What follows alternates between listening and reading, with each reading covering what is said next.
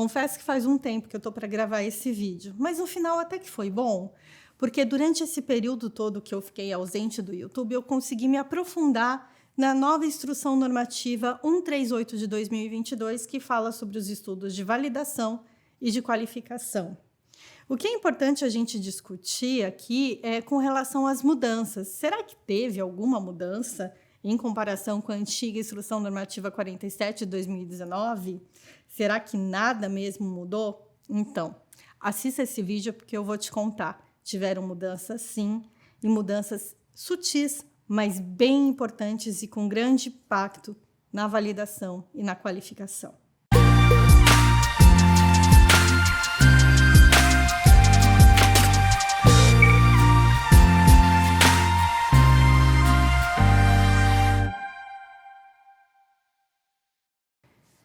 Nesse vídeo, a gente vai conversar um pouquinho sobre a Instrução Normativa 138 de 2022.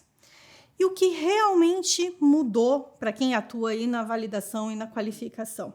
Então, eu vou falar um pouco sobre os estudos de qualificação, validação, fase 3, principalmente validação de processo, estudos de validação de limpeza e um pouquinho de validação analítica. Mas, para começar, o que é importante a gente conversar é a respeito do conceito de ciclo de vida, porque na IN 47, lá de 2019, o ciclo de vida era apenas relacionado ao medicamento. Isso acabou mudando, né? A Anvisa viu a necessidade de ampliar esse conceito e agora esse conceito de ciclo de vida ele não é mais exclusivo para o medicamento, ele se aplica também ao processo produtivo, que já estava mais ou menos ali contemplado dentro do ciclo de vida do medicamento, ao ciclo de vida do equipamento, então a gente aí está falando de qualificação de equipamentos, ao ciclo de vida do sistema computadorizado, apesar de não ser o foco aqui dessa IN que a gente vai comentar, e também ao ciclo de vida dos processos de limpeza. Então, eu acho que essa foi a primeira mudança e mudança de grande impacto. Mas vamos começar a falar da qualificação. Estava um pouco confusa a questão da requalificação periódica, se tinha ou não, se tinha caído, enfim. Com a nova instrução normativa, ficou muito claro que não existe mais esse conceito de requalificação, a não ser em casos de mudança. Isso permanece, isso não mudou. Agora, requalificação por período de tempo, isso realmente caiu, mas é importante que os profissionais da área entrem no conceito de fase 3 da requalificação por meio de uma revisão periódica dos equipamentos. Tem uma série de itens que eu acho que vale até a pena a gente ter um vídeo dedicado a esse assunto, mas a partir do momento que você trabalha com o conceito de fase 3 de equipamento, uma revisão periódica e anual de tudo que aconteceu com esse equipamento, você consegue passar para uma fase 3 e retirar a necessidade da requalificação por tempo. Mas se houve alguma mudança, aí sim não tem jeito, a gente precisa requalificar. Então esse foi o primeiro ponto. Questões relacionadas ao tipo de qualificação do tipo FAT, SAT, isso permanece, nada foi alterado. Com relação à validação de processo, especificamente a fase 3. A fase 3 ela é bem complexa e a IN, a nova, não só a nova, mas a antiga, ela traz alguns aspectos, mas ela não explica muito bem como fazer. Inclusive, em breve, a gente vai lançar um curso especificamente sobre verificação continuada e contínua de processo, que são conceitos semelhantes, mas a aplicação na rotina é diferente e a gente vai tratar especificamente sobre esse assunto. Mas o que é importante aqui falar da fase 3 em termos de instrução normativa é o seguinte: existem alguns conceitos que estão lá na IN e que muitos profissionais não se atentaram. O primeiro, tecnologia analítica de processo. Você percebeu que tem isso na instrução normativa? Não, pois é. É algo importante, de grande impacto, que está relacionado à fase 3, mas a fase 3B da validação de processo. Você não ouviu falar? Então, vou te contar só um pouquinho. A fase 3 da validação, ela é dividida em 2 etapas. A fase 3A, que é a verificação continuada de processo, e a fase 3B. Isso não está muito claro na instrução normativa, mas é algo importante. Até porque a fase 3A está relacionada à verificação continuada, que é uma etapa mais documental da fase 3, e nós temos a fase 3B, que é a verificação contínua do processo. Mas para que essa verificação seja possível, as empresas, as indústrias farmacêuticas, precisam implementar a tecnologia analítica de processo. E aí é que entra a importância do investimento, da tecnologia e da adaptação do mercado farmacêutico como um todo, porque aí a gente está falando em controle estatístico de processo, o CEP. É importante que nessa fase 3B, a empresa invista em um software no qual, durante o processo produtivo, é feita uma avaliação, uma análise, aliás, estatística do processo em tempo real. Então, quando a gente fala em tecnologia analítica de processo, a gente está falando de CEP. E para lembrar, CEP não é controle em processo, e sim controle estatístico de processo. E ainda falando um pouquinho de fase 3, tem um ponto muito importante na IN que também, certeza que passou batido por muitos profissionais, que é o SEMP. O que é o SEMP? É o controle estatístico multivariado de processo. Uma mudança muito importante.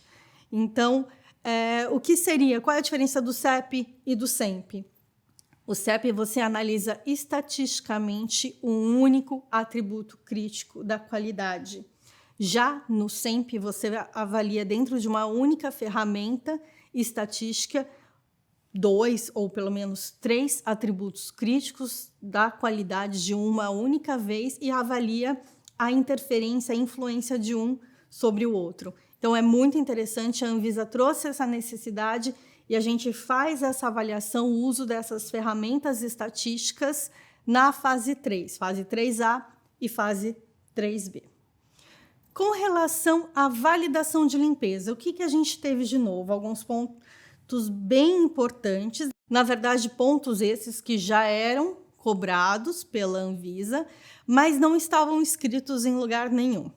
A primeira questão, a necessidade de avaliação da justificativa técnica científica do agrupamento de equipamentos, né?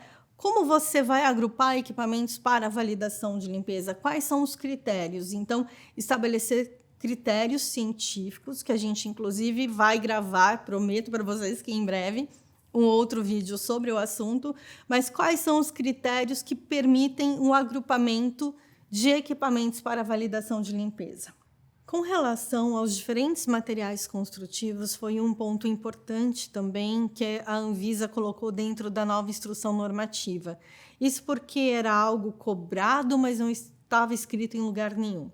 A questão toda é que, numa rota produtiva, você possui diferentes materiais construtivos e você precisa, na validação analítica, verificar o fator de recuperação do ativo, considerado como o pior caso, dos agentes de limpeza e de micro-organismos. A questão é que, normalmente, isso era feito apenas no cupom de aço inox 316L, mas não considerava a realidade de uma área produtiva, na qual você possui diferentes materiais construtivos. Então, você tem borracha, você tem silicone, vidro, acrílico, além do inox. Então, a partir de agora, você precisa obrigatoriamente comprovar quais são os materiais construtivos presentes na sua rota produtiva, no seu equipamento que está em avaliação no estudo de validação de limpeza e proceder com a análise, né, com o estudo de recuperação nessas diferentes superfícies de contato. Então, foi um ponto super positivo, muito bacana, e lembrando que esses diferentes materiais construtivos precisam estar descritos no protocolo de validação. Ponto positivo aí para a Anvisa. E ainda com relação à validação de limpeza, uma coisa que veio também, que já era solicitado e não estava escrito em lugar nenhum, é a questão da necessidade de avaliação de endotoxina para produtos estéreis.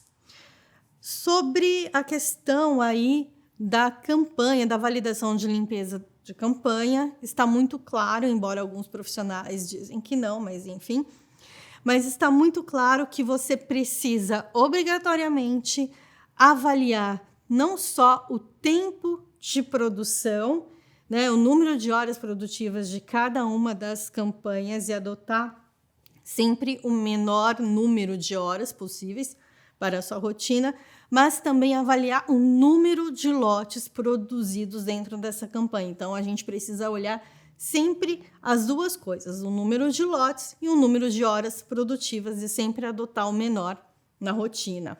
Tá? Isso é um ponto bem bacana, bem interessante, e não esqueça de avaliar esses dois itens.